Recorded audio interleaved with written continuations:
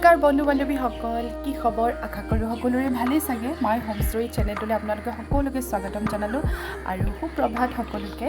আৰু আজি ব্লগটো ৰাতিপুৱাৰ পৰাই আৰম্ভ কৰিছোঁ, কাৰণ আজি আমাৰ এওঁ ট্ৰেইনিঙলৈ পঠিয়াইছিলে কেলকাতালৈ। তেওঁ আজি বাছখন 7:30 আছিলে। সোনকালে তেওঁক খৰধৰকৈ উলিয়াই মেলি খুৱাই বাই পঠিয়ালোঁ। আৰু তেওঁৰ আজি মোহনবাৰী এয়াৰপৰ্টৰ পৰা আজি ডিছপেচ হ'ব। আৰু তাৰপিছতে তাকে আৰু মনটো বেয়া লাগি আছে, মানে বহুত দিন এনেকৈ আমাক এৰি থৈ ক'তো দূৰলৈ যোৱা নাছিলে। এইবাৰ ফাৰ্ষ্ট তেনেকৈ গৈছে ট্ৰেইনিঙলৈ, আৰু বিয়াৰ বছৰৰ পৰা তেনেকৈ আমাক ক'তো এৰি থৈ যোৱাই নাই। এইবাৰ প্ৰথমবাৰৰ বাবে গৈছে, সেইকাৰণে অলপ বেয়া লাগিছে আৰু মনটো। আৰু ইহঁতেও গম নাপায় ক'ত গৈছে, কি কথা, শুইয়ে আছিলে আৰু জনোৱাও নাই সিহঁতক।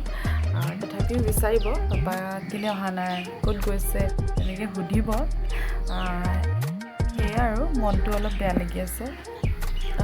আৰু এজন লগত গৈছে তেওঁৰ, আজি গৈ এঘণ্টামান কিজানি লাগিব চাগে পাওঁতে, ফ্লাইটত যাব।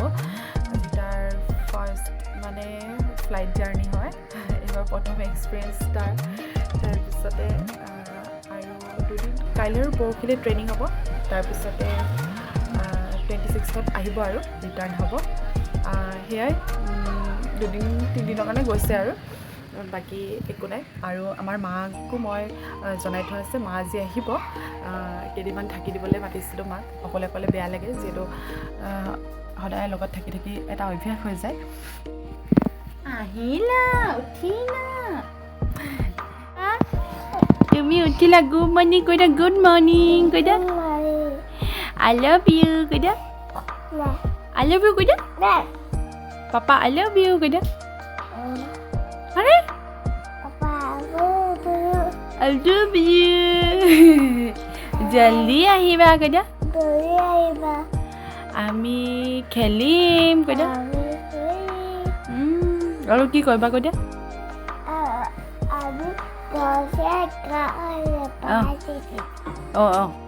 কৈ দিয়া, কৈ দিয়া, গাই দিয়া। কি গানটো কৈ দিয়াচোন। গছে গছে কি?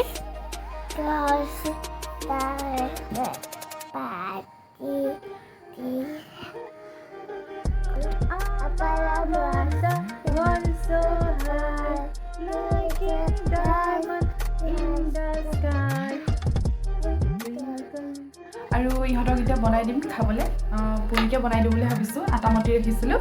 তাৰপিছতে ইহঁতক খুৱাই বোৱাই লওঁ আৰু ময়ো কিবা এটা খাই লওঁ, আৰু আপোনালোকৰ আগলৈ দেখুৱাম কি কি কৰোঁ। আৰু মাও আহি আছে, তাকে আজি ভিডিঅ' এটা বনাম বুলি ভাবিলোঁ। আৰু সেয়াই, এতিয়া আহিছোঁ। আৰু এইফালে মই পুৰি বনাই আছোঁ। এতিয়া আমি এনেদৰে ব্ৰেকফাষ্টটো কৰিম। আৰু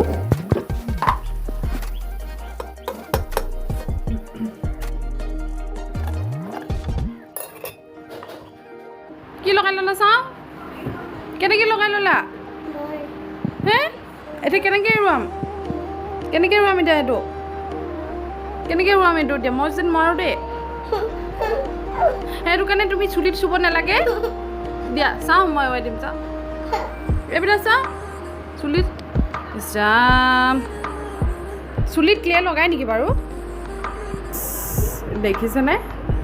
আপোনালোকৰ সাৱধান দেই, ল'ৰা এনেকৈ খেলি থাকোঁতে মানে এনেকৈ চুলিত লাগি যাব পাৰে। হ'লেও এনেকৈ তেল লগাই দিলে যাব বাৰু, কষ্ট নাপায় তেতিয়া তেল লগাই ল'লে। আৰু এতিয়া তেল লগাই মই কাপোৰখনে এনেকৈ ঘূৰি দিয়াচোন, এনেকৈ এইফালে ঘূৰি দিয়া।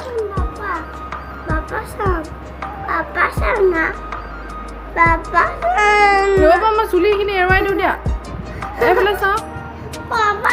ৰ'বা, মই এইটো এৰুৱাই দিম চুলিখিনি এতিয়া। বিষাই আছে, তুমিহে হেৰি কৰি দিলা, কেলৈ লগাই ল'লা তুমি? এতিয়া এইখিনি বহুতখিনি এৰি গ'ল, এনেই অলপ অলপ লাগি আছে। এনেকৈ তেল দি মোহাৰি দিলে মানে গুচি গ'ল। অলপ বিষালে আৰু আৰু অকণমান লাগি আছে এইটোপা, এয়া অলপ লাগি আছে। এইটোপাই এৰুৱাই দিম এতিয়া। ৰ'বা, হিলাই নাথাকিবা আকৌ।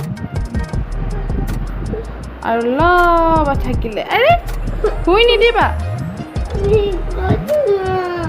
ক'ত বিষাইছে চাওঁ এইফালে চাওঁচোন কেনেকৈ লগাই লৈছিলা কিলে তুমি হা চাওঁ এইফালে চাওঁ মুখখন দেখুওৱা আকৌ এইফালে কি কেলৈ মুখখন চাব নালাগে আৰু এইফালে আমাৰ লাডুৱে নিজে নিজে মাম খাবলৈ শিকিছে মোক সানি দিবলৈও নিদিয়ে সি নিজে খাবলৈ লৈছে তাৰপিছতে আমিও আৰু দিনৰ সাজটো খাই লওঁ বুলি ল'লোঁ আৰু আজি যে দিনৰ সাজটো একেবাৰে সাধাৰণকৈ খালোঁ সিহঁতকো অমলেট এটা ভাজি দাইলৰ লগত তেনেকৈ দিলোঁ আৰু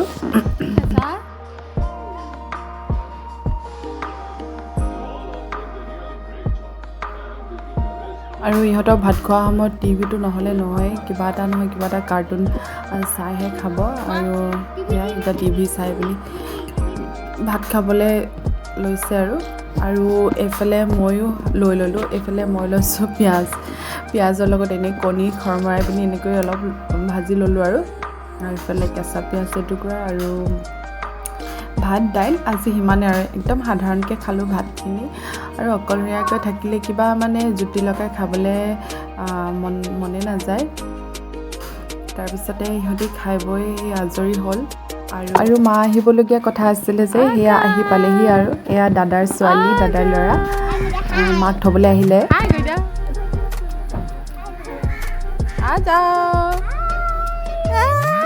অকণি কলি আহিলোঁ ভাবিছে বহুত দিন নাই অহা ন কি দাদা বাঢ়ি বাঢ়ি যায় নেকি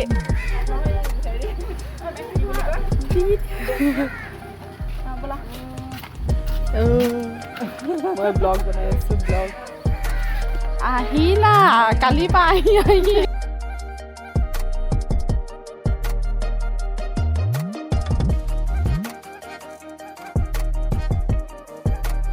আৰু আবেলি চাহৰ জুতি এনেকৈয়ে ল'লোঁ আৰু বৌহঁতৰ লগত পপ তাৰপিছতে পকৰি মই বনোৱা তাৰপিছতে এনেকৈ আৰু সকলোৱে টিভি চাই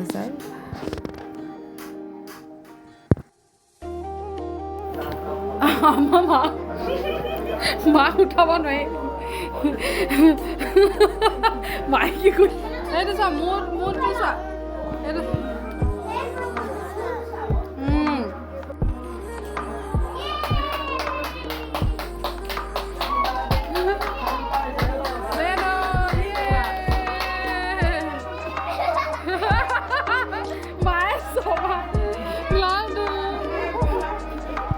আৰু এইফালে আমি সকলোৱে চন্দ্ৰায়ন-3 বাতৰিটো সকলোৱে একেলগে উপভোগ কৰিলোঁ আনন্দ কৰিছে সকলোৱে তাৰপিছতে ভাত পানী খাই বৌহঁতেও মাক থৈ মেলি যাবলৈ ওলালে আৰু দাদাৰো কাৰণ চাকৰি আছিলে আৰু বৌৰো ৰাতিপুৱা স্কুল আছিলে সেইবাবে আৰু এইফালে আমাৰ লাডু মই দেখাওঁ দেই তাৰ বিচনাখন শুবলৈ পাৰি দিলোঁ কিন্তু তাৰ বিচনা সি নিজে একদম পাৰি ঠিক কৰি লৈছে আমাৰ ৱালখনৰ কাষতে এখন খিৰিকী আছে তাত সেই ৱালডোখৰতে সি একদম গাৰুটো লৈ তাৰপিছত কাপোৰ গাৰু লৈ ধুনীয়াকৈ সি নিজৰ মতে খেলি আছে আৰু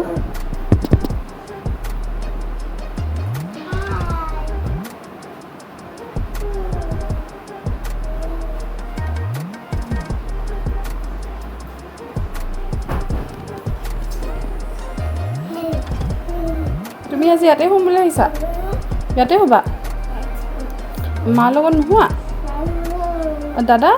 দাদা শুব ন মাৰ লগত নহয় দাদা মোৰ লগত শুব আজি লাডু মোৰ লগত নোহোৱে দাদা শুব আজি দাদাক মই ধুনুকৈ সাৱটি ল'ম আজি লাডু নোহোৱে জোনাকী পৰুৱা কেনেকৈ জ্বলে টিকাত জ্বলে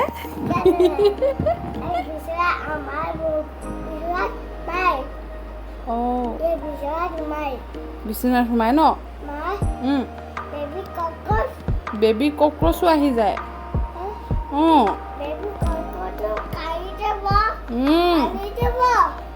নেকান্দে মই বেবী কক্ৰচটো যে মাৰি দিম মই একদম ঝাৰুটো আনিম একদম ঝাৰুটোৱে একদম এনেকৈ মাৰি দিম